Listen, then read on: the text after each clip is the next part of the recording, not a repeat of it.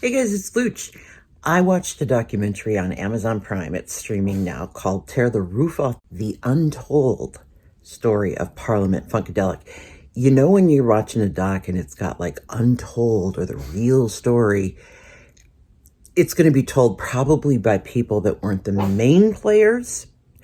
This documentary is amazing because Parliament was the kind of band that I don't think there'll ever be another kind of band.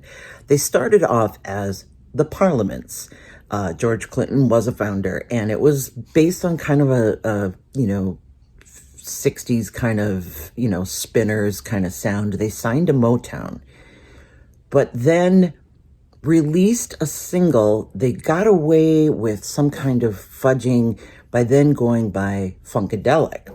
We got to come up with a name for our band. Everything is funky now. Everything is psychedelic. It just hit me. How about Funkadelic? And it just came out. So Parliament and then Funkadelic were two separate entities. Over the course of the band's career, there were over 200 members. I can't remember 10, but suffice to say, neither George Clinton or Bootsy Collins are interviewed in this, but a lot of the women that participated in this band that were huge parts of their sound are interviewed, the brides of Frankenstein. The gist is they were revolutionary in terms of mixing funk and acid rock and roll and had such creative stage attire and characters, almost like Kiss, their bandmates who were on Casablanca Records. That's Lefty Parking. So it really does go throughout their career, George being, the undisputed genius. Nobody disputes that he was a creative genius in putting together all of these groups and these subgroups.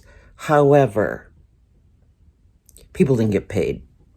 People would get on tour and be handed $20 afterwards. Then the sad part was people started getting paid in drugs.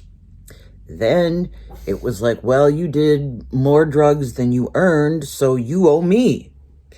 It was that's a sad, slippery slope, obviously, of that business of like, well, if you can hang with us and I'll give you these drugs, but where's your paycheck? And the musicians were of such an exceptional level too.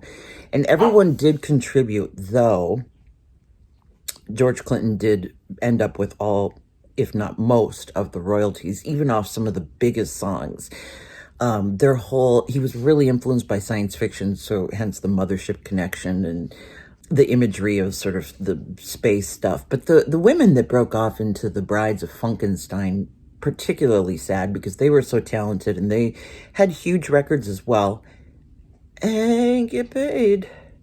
That's not going to be good. And with 200 rotating members, it's like, it culminates in their induction into the Rock and Roll Hall of Fame, which was done by Prince. But many, many members, they kind of give the summation of where they're all living now, what they're doing. Lots of them went on to do other things, of course. None of them are really living as large as George. And I hate to even say that because not